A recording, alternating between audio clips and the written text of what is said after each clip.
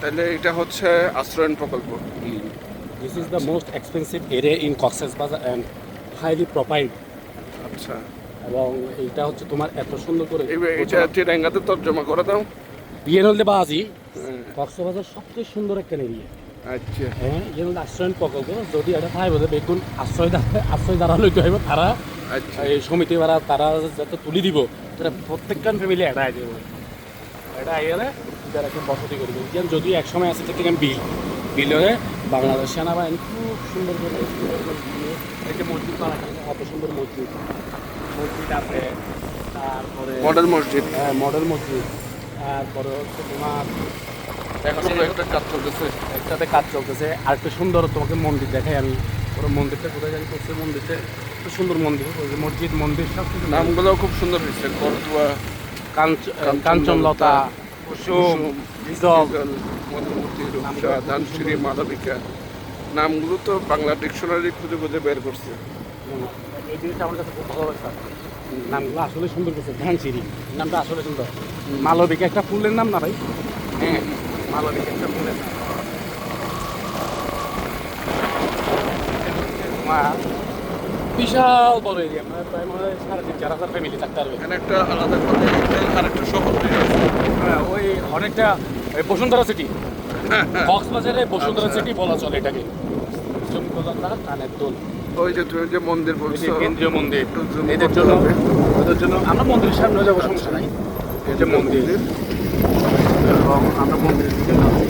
এদের জন্য মসজিদ, মন্দির, গির্জা সব কিছুই তারা কি আচ্ছা, সব কিছু রাখছে এরা সমস্ত রিলিজিয়নের জন্য। বিকেলবেলা একটু হাঁটাহাঁটি করার জন্য একটা ছোটো গোল চত্বর পার্কের মতো বসে দেখে বসার জন্য ড্যান্স ট্যান্স করে দিচ্ছে। আচ্ছা, সুন্দর একটা পার্ক করছে।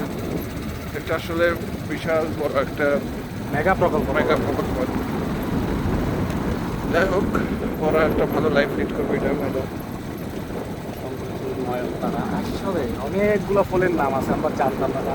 এসে কি লাবণ্য সৈকত, শান্তনীর, সোনালী মধুমেল, শুকতারা, চন্দ্রকমল, কাশফুল, রঙ্গন। রঙ্গনও মানে একটা ফুল, রঙ্গন। ইসামতি একটা নদীর নাম, কৃষ্ণচূড়া ফুল। সুগন্ধা আছে, সুগন্ধা বিচে।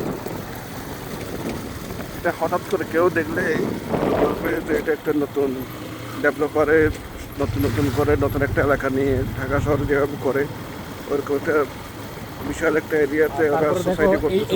এটা হচ্ছে আরো বেশি ইন্টারেস্টিং জিনিস। আমি তোমাকে একটা যে জায়গায় নিয়ে যাবো। আচ্ছা, এই যে তুমি এখন দেখো, আমরা এখান থেকে জাস্ট হেঁটে উঠবো। আচ্ছা, ঠিক আছে। Just সিঁড়িতে তো আর গাড়ি নিয়ে ওঠা যাবে না। চারিদিকে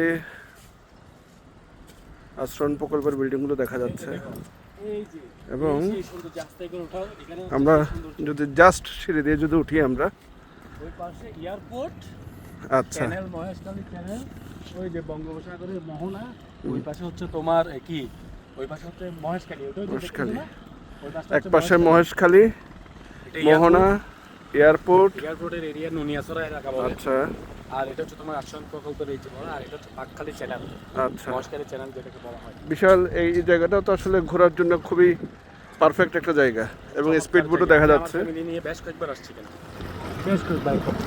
স্পিড বোটও দেখা যাচ্ছে এর মধ্যে। এগুলো হচ্ছে তোমার মহেশখালী থেকে আপ ডাউন করা স্পিড। আচ্ছা,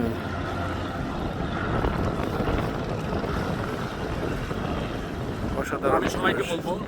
আমি সবাইকে বলবো আপনার শুধু কক্সবাজার আসলে যে বিচ না, বিচের বাইরে অনেক কিছু কক্সবাজারে দেখার মতো অনেক কিছু আছে। তোমার এখানে হচ্ছে বিদ্যুৎ কেন্দ্র আছে, হ্যাঁ, বায়ু বিদ্যুৎ কেন্দ্র আছে। এই যে এটা একটা পর্যটন শিল্প হিসেবে আপনারা চাইলে ঘুরে দিকে যেতে পারেন, খুব সুন্দর লাগবে। ওকে, সবাইকে থ্যাংক ইউ।